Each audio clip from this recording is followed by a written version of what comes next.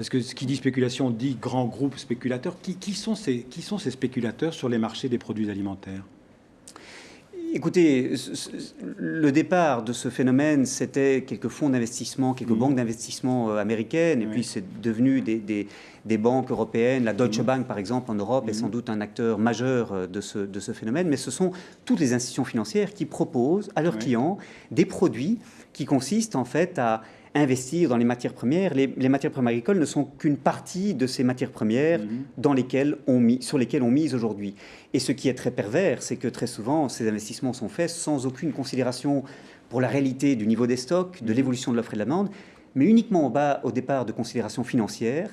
On parie sur l'attitude qui sera celle des autres investisseurs et qui vont, sans doute, avec son propre investissement, continuer à faire augmenter les prix. Ce sont des prophéties autorisatrices, c'est-à-dire que ce sont des acteurs qui ont une force de frappe financière telle que le pari à la hausse qu'ils font sur les matières premières se révèle souvent gagnant, puisqu'ils provoquent eux-mêmes la hausse sur laquelle ils parient. Bruno.